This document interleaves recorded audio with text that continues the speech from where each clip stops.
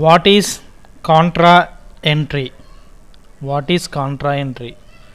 ఇది 2 మార్క్స్కి యాన్యువల్ ఎగ్జామ్లో వచ్చే క్వశ్చన్ అండి. ఈ క్వశ్చను ఏ పుస్తకంలోనే అంటే ఏ టెక్స్ట్ బుక్ నుంచి మీకు విజువల్లో నేనైతే చూపెడతాను. ఇది అకౌంటెన్సీ టెక్స్ట్ బుక్ నుంచి అకౌంటెన్సీ టెక్స్ట్ బుక్లోని క్వశ్చన్ అండి. మై డియర్ స్టూడెంట్స్, నేను ఇచ్చే ఒక 2 సలహాలు ఏంటిదంటే, ఈ అకౌంటెన్సీ టెక్స్ట్ బుక్లో ఉన్న ప్రతి పేజీలో ఉన్న కంటెంటు, లేదా మీరు ప్రిపేర్ అయ్యేటప్పుడు క్వశ్చన్ ఆన్సర్స్ కానీ, లేదా అకౌంట్స్ యొక్క ప్రాబ్లమ్స్ యొక్క సొల్యూషన్స్ ప్రిపేర్ అయ్యేటప్పుడు కానీ, ఇందులో ఏ కంటెంట్ ఉన్నా, ఈ టెక్స్ట్ బుక్లో ఏ కంటెంట్ ఉన్నా కేవలం అది బిజినెస్ సంబంధించిందే అండి. ఓన్లీ బిజినెస్ సంబంధించింది. బిజినెస్. కాబట్టి ఈ అకౌంటెన్సీ టెక్స్ట్ బుక్ నుంచి మీరు ఏ కంటెంట్ చదివినా మీరు ఏదో ఒక బిజినెస్ని అయితే ఇమాజినేషన్ చేసుకుంటూ క్వశ్చన్ ఆన్సర్స్ కానీ, అకౌంట్స్ యొక్క ప్రాబ్లమ్స్ యొక్క సొల్యూషన్స్ కానీ, విత్ ప్రాబ్లమ్స్ రీడ్ చేసేటప్పుడు కానీ ఏదో ఒక బిజినెస్ ఆర్గనైజేషన్ అయితే ఇమాజినేషన్ చేసుకుంటూ మీరైతే లెక్కలు చేయండి. మరి what is Contra entry? Contra entry అంటే ఏంటిది? ఇది 2 మార్క్స్కి యాన్యువల్ ఎగ్జామ్లో వస్తే ఈ డెఫినేషన్ రాయాలి. ఇంగ్లీష్ మీడియం వాళ్ళు, తెలుగు మీడియం వాళ్ళు అయితే ఈ డెఫినేషన్ రాయాలి. అయితే ఈ కాంట్రా ఎంట్రీ అంటే ఏంటిదో నేను విత్ విజువల్ ఎఫెక్ట్తోనైతే చూపెట్టబోతున్నాను. అయితే మై డియర్ స్టూడెంట్స్, పెద్ద బిజినెస్ ఆర్గనైజేషన్స్ ఏం చేస్తాయంటే క్యాష్ బుక్ తయారు చేసుకుంటుంది. Cash book there are 4 types: simple cash book, double column cash book, triple column cash book, పెట్టి క్యాష్ బుక్. ఈ క్యాష్ బుక్లోనిది థర్డ్దే 3 కాలమ్ క్యాష్ బుక్. ఈ 3 కాలమ్ క్యాష్ బుక్ అనేది పెద్ద బిజినెస్ ఆర్గనైజేషన్స్ ఏం చేస్తాయంటే మంత్లీ ఒకసారి ప్రిపేర్ చేసుకుంటాయండి.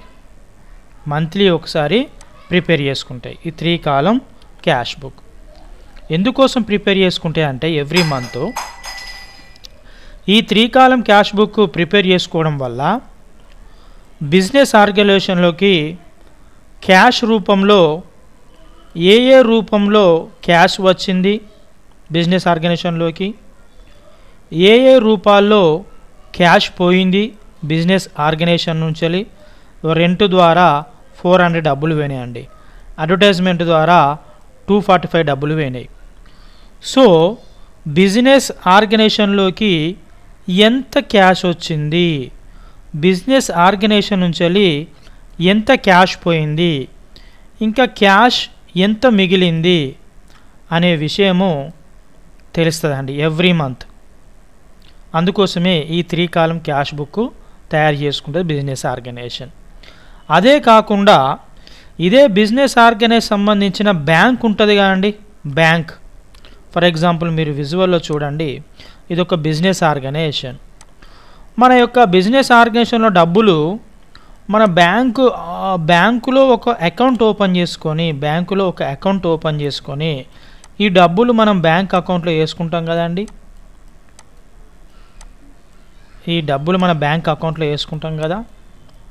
అయితే బ్యాంక్ అకౌంట్లో వేసుకొని ఏం చేస్తాం మనము, ఎప్పుడన్నా గూడ్స్ పర్చేజ్ చేసినప్పుడు కానీ, గూడ్స్ సెల్ చేసినప్పుడు కానీ, ఒక్కొక్కసారి ఫోన్పే ద్వారా డబ్బులు పే చేస్తాం, ఒక్కొక్కసారి గూగుల్ పే ద్వారా డబ్బులు పే చేస్తాం, ఒక్కొక్కసారి చెక్ ద్వారా డబ్బులు పే చేయొచ్చు. పే చేసేటప్పుడు ఏమవుతుంది, మన బ్యాంక్ అకౌంట్లోకి వెళ్ళి డబ్బులు పోతాయి. బిజినెస్ ఆర్గనైజేషన్లో డబ్బులు పోవు, మన బ్యాంక్ అకౌంట్లో ఉన్న డబ్బులు అయితే పోతాయి. అయితే ఇక్కడ ట్విస్ట్ ఏంటిదంటే బిజినెస్ 1 మినిట్ అండి,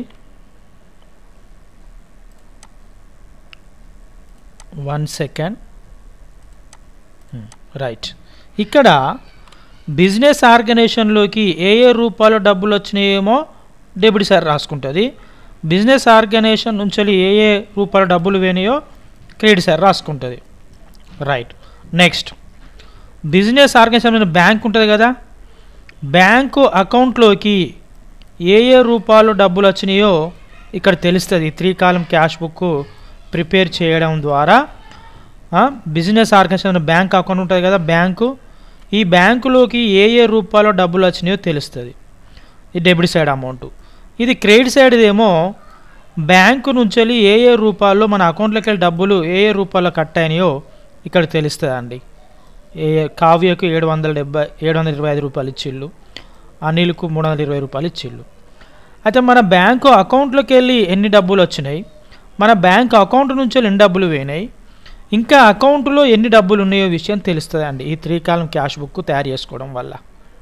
అయితే ఈ 3 కాలం క్యాష్ బుక్ ప్రిపేర్ చేసేటప్పుడు మనకు బిజినెస్ ట్రాన్సాక్షన్స్ ఉంటాయి. ఈ బిజినెస్ ట్రాన్సాక్షన్స్ చూసుకుంటూ 3 కాలం క్యాష్ బుక్ ప్రిపేర్ చేస్తారు. అంటే ఇందులో ఉన్న క్యాష్ ట్రాన్సాక్షన్స్ ఏవైతే ఉంటాయో, ఒకవేళ క్యాష్ ట్రాన్సాక్షన్లో క్యాష్ వస్తేనేమో ఇక్కడ డెబిట్ సైడ్ రాస్తారు, క్యాష్ పోతేనేమో క్రెడిట్ సైడ్ రాస్తారు. ఏదైనా ఈ బిజినెస్ ట్రాన్సాక్షన్లో ఏదైనా బిజినెస్ ట్రాన్సాక్షను ఒకే వైపు వస్తుందని, అయితే డెబిట్ వైపు అన్న రాయవచ్చు 3 కాలం క్యాష్ బుక్లో, లేదంటే క్రెడిట్ వైపు అన్న రాయవచ్చు. కానీ ఇక్కడ ఒక 2 బిజినెస్ ట్రాన్సాక్షన్లకి, ఒకటేమో క్యాష్ డిపాజిటెడ్ ఇంటూ బ్యాంక్, మనం క్యాష్ బ్యాంకులో డిపాజిట్ చేసినప్పుడు, మరియు క్యాష్ను బ్యాంకు నుంచి వెళ్ళి విత్డ్రా చేసుకునేటప్పుడు, ఈ 2 ట్రాన్సాక్షన్లకు మాత్రము 3 కాలం క్యాష్ బుక్లో డెబిట్ సైడ్ రాస్తాము, క్రెడిట్ సైడ్ రాస్తామండి. డెబిట్ సైడ్ రాస్తాము, క్రెడిట్ సైడ్ రాస్తాం. ఇక్కడ చూడండి, క్యాష్ డిపాజిట్ చేసినాం అనుకోండి, క్యాష్ డిపాజిట్ చేస్తే మన సంస్థ నుంచి క్యాష్ అయితే పోతుంది. ఇక చూడండి, ఇక్కడ క్యాష్ డిపాజిట్ చేసినాం. ఫర్ ఎగ్జాంపుల్ మీకు క్యాష్ డిపాజిట్, ఇది మన ఆర్గనైజేషన్లో ఉన్న డబ్బులు అండి.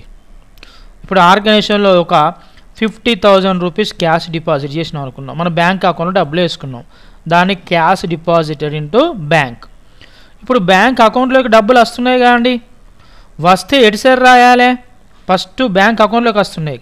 కానీ అది కాదు, కేవలం ఫస్ట్ మనం బిజినెస్ ఆర్గనైజేషన్ దృష్టిలో పెట్టుకొని మనము లెక్కలు చేయాలి. ఇప్పుడు మనము bank cash deposited into bank అంటే బ్యాంకులో వేసిన నగదు వేస్తే, ఇప్పుడు బిజినెస్ ఆర్గనైజేషన్ నుంచి క్యాష్ అనేది పోతున్నది. పోతే ఎటు సైడ్ రాయాలి, 3 కాలం క్యాష్ బుక్లో పోతే క్రెడిట్ సైడ్ రాయాలి.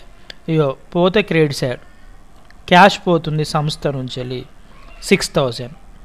మరి ఇదే 6,000 ఇక్కడ చూడండి బ్యాంక్ అకౌంట్లోకి వస్తుంది కదా, అదే డేట్ నాడు బ్యాంక్ అకౌంట్లోకి వస్తున్నది కాబట్టి మళ్ళీ 3 కాలం క్యాష్ బుక్లో ఇగో అదే డేట్ నాడు March 5th నాడు ఇగో క్యాష్ అనేది వస్తున్నది. ఎక్కడికి వస్తున్నది, బ్యాంకులోకి వస్తున్నది క్యాష్ అనేది 6,000. ఇక్కడ చూడండి March 5th నాడు 6,000 క్యాష్ అనేది ఆర్గనైజేషన్ చదివేయింది, అది బ్యాంక్ అకౌంట్లోకి వచ్చింది. అంటే ఒకే తేదీ నాడు, అంటే సేమ్ డేట్ నాడు ఒక బిజినెస్ ట్రాన్సాక్షన్కి 3 కాలం క్యాష్ బుక్లో డెబిట్ వైపు మరియు క్రెడిట్ వైపు రికార్డ్ చేయడాన్ని, నమోదు చేయడాన్ని ఏమంటారంటే కాంట్రా ఎంట్రీ అంటారు. కాంట్రా ఎంట్రీ, దీన్ని సి అనే లెటర్తో చూపెడతారండి, కాంట్రా ఎంట్రీ అంటారు. That is the Contra entry. ఇప్పుడు మీరు డెఫినేషన్ చదవండి, మీ బ్రెయిన్లో అది సేవ్ అవుతుంది. An entry which appears on both the sides of the 3 column cash book, debit and credit side. ఓకేనా, ఒకే బిజినెస్ ట్రాన్సాక్షన్కి 3 కాలం క్యాష్ బుక్లో డెబిట్ వైపు అండ్ క్రెడిట్ వైపు నమోదు చేయడాన్ని is called contra entry. For contra entries letter C is written in LF column. LF కాలంలో C అనే అక్షరంతో మనం చూపెడతాం. ఎల్ఎఫ్ కాలంలో సి అంటే కాంట్రా ఎంట్రీ.